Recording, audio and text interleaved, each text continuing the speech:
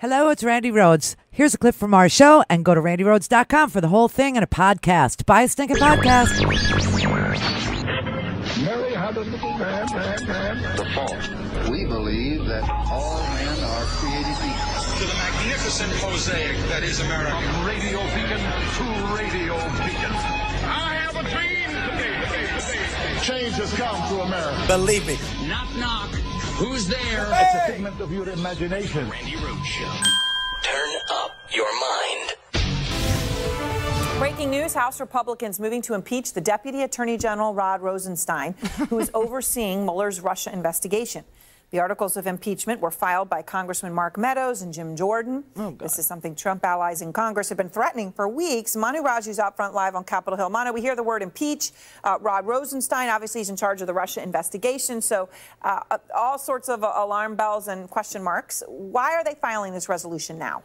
Well, tension has been building for months between House Republicans and the Justice Department over a range of requests that Republicans say has not been fully met. Subpoenas related to the Russia investigation, related to the Clinton investigation. They believe that Republicans do that things were not done properly as part of those investigations. They believe that Rod Rosenstein is responsible for not turning over these documents. I'm holding here the articles of impeachment, which says that he would be impeached for, quote, high crimes and misdemeanors. And if so, it would have to go over to the Senate to convict him. The Senate would have to ultimately approve it by a 2/3 majority. And right now, Aaron, there's a very, very unlikely chance of this being approved by both chambers. There are Republicans who are skeptical about this approach. Certainly in the Senate, there's no support. Even among Republicans, there are very little support. And Aaron, I can tell you that the Justice Department, too, is pushing back. They say they have complied enormously with these requests. Over 880,000 pages have been turned over to Capitol Hill.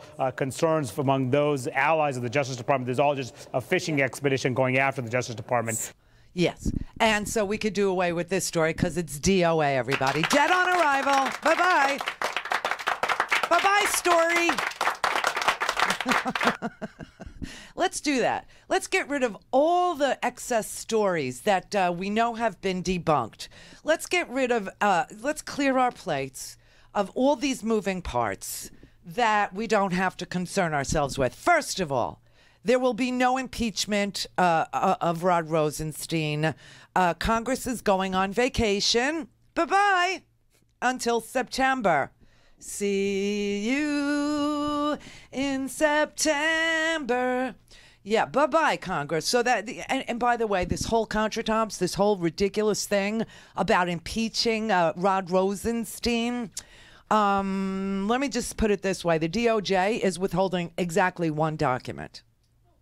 See, let's make things nice and simple for you. One document. There is only one committee request that has not been complied with and has been formally denied.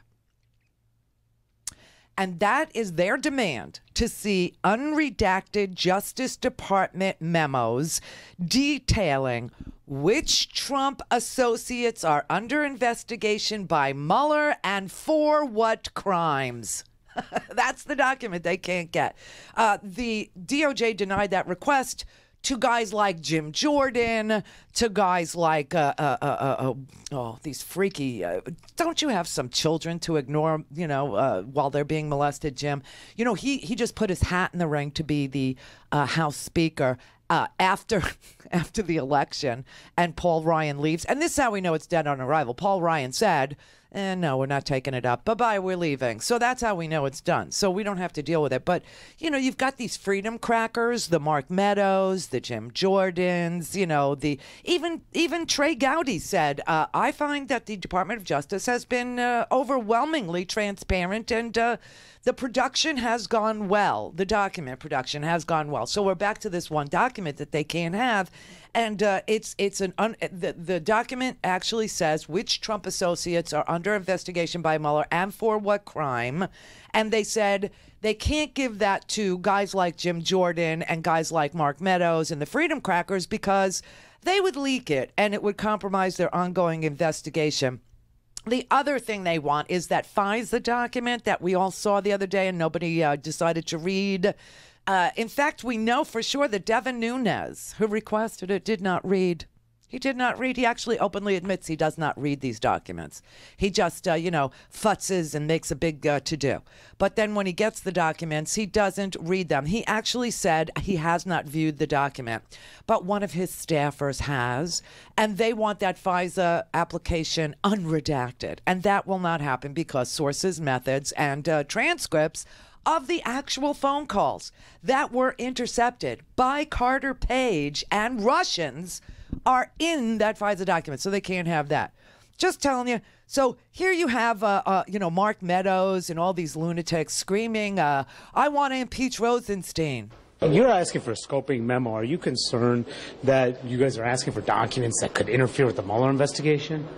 Really, we're not about interfering with the Mueller investigation. What we're about is doing proper oversight and transparency. It's been consistent there. We've been consistent for 9 months. And in doing that, it is critically important that we get the documents. And I can tell you, most of the documents, if there is a legitimate reason on why they shouldn't give it, give us a privilege log and say, this is the reason why we're withholding it. But yeah, that happened. It's good because if there was no privilege log, if there was no formal denial of the document, the one document, I wouldn't know about it. Do you see what I mean? He's on the Intelligence Committee. Obviously, he knows about it. Okay, I am not, and I know about it. So I just want to, they're so full of crap. These people just can't stop the freaking lying. Here's Lala Ingram back in April. And this is how long this impeachment thing has been going. We'll impeach Rosenstein. We'll get rid of him, and he oversees Mueller, and won't that be fun? So today we find out there's only one document they haven't gotten. I just told you what it is. It is the list of the Trump associates who are under investigation by Mueller and what they're under investigation for, and an unredacted 412-page FISA document, which Devin Nunes has not even bothered to read. And so this has been going on since April. So, of course, I have this large library of, video clips that I save. Why? Why, Randy? Why do you save things? No, I'm not a hoarder. I'm a debunker. I'm a fact checker. What are the chances you're going to hold them in contempt of Congress right now? Well, I can just tell you that we're not going to just hold in contempt. We will have a plan to hold in contempt and to impeach. To impeach Christopher Wray? Absolutely. Rod Rosenstein. We're not messing around here. They're going to give these two. They're going to say you're just documents. Trump's lackey here. You're doing Trump's bidding. That's what the Democrats, they've been demonizing you from the beginning. Because he lied. I've been the subject of some demonization myself, so I know how it goes. But they're going to demonize you and say, oh, you're just going to run over the White House, help Trump out every time he's in a jam. Yeah, well, as I said before, whenever I see evidence of Russian collusion, I'll be the first person standing out there on the steps of the Capitol that I found the Russian collusion with the Trump campaign. I haven't found it yet, but I found a whole lot of other stuff that always puts DOJ and FBI in a bad light, unfortunately. So Nunes is a liar. Nunes is the one who said that, Obama taped Donald Trump and Obama did this and Obama, and none of that is true. And then, in April, he said, I'm going to impeach Rosenstein. I'm going to impeach Wray, too. I'm going to impeach all of them. And, of course, today we find out DOA, dead on arrival. Only 11 members signed on to these articles of impeachment for Rod Rosenstein, and they're all freedom crackers, each and every one. And the rest of the Republicans, they're a no. The leader of the House, as you know, Paul Ryan, gets to say what gets voted on. The majority leader is the person who decides what makes it to the floor. And so that's whose ass you have to kiss. And apparently Ryan is having none of it, because today he said, am I in favor of impeaching Rod Rosenstein? No. So that was the end of it. And he said, we're going on vacation. Bye-bye. We will not be taking a vote. So we can get rid of bye-bye, story. Bye-bye, at least until September. So I'm going to clean up my desk today is what I'm going to do. I'm going to clean it up. I just got rid of that story, okay? We're done. I just want to make sure everything must go. Do we have any other sound bites that go to this issue that I can play and get rid of? I'm saying I don't. Although I just did put some other stuff in, and now I'm all freaked out. Anyway, so that's one story we can get rid of. Here's another story we can get rid of. Okay, moving on. Power of the press, baby. Power of the press. All right, yesterday, everybody in media was, just freaked out about the fact that the White House transcript of the Putin-Helsinki meeting and the White House video of the Putin-Helsinki meeting was not the same video that the whole world saw, and it wasn't the transcript that the whole world heard. So let's review, okay, what the whole world saw. President Putin, did you want President Trump to win the election, and did you direct any of your officials to help him do that? Yes, I did. Yes, I did. Because he talked about bringing the U.S.-Russia relationship back to normal. That's what the whole world heard. The White House decided this is what they will put up on the White House website for posterity. Options abound. And they all can be found in an appropriate legal framework. And did you direct any of your officials to help him do that? Oh, my God. Yes, I did. Yes, I did. Okay. 10 days after this ridiculous dog and pony show in Helsinki, where the president of the United States decided to sound more like a Russian autocrat than the Russian autocrat, we now have the White House correcting the record. The official transcript did not include Jeff Mason of Reuters' question. President Putin, did you want President Trump to win the election, and did you direct any of your officials to help him do that? Yes, I did. Yes, I did. Because he talked about bringing the U.S.-Russia relationship back to normal. Okay, so there's Vlad giving us a motive for why he inserted himself into the election inside the United States. There's his motive. That was his intention. That was, okay, we got that. The power of the press actually worked because several reports have already caused the White House to change what they posted. It will now reflect reality. Yes. Because the transcript only read and the video only showed. And did you direct any of your officials to help him do that? Without the question from Jeff Mason at Reuters was, which was, did you want Trump to win, and did you help him do that? He said, yes, I did. Yes, I did.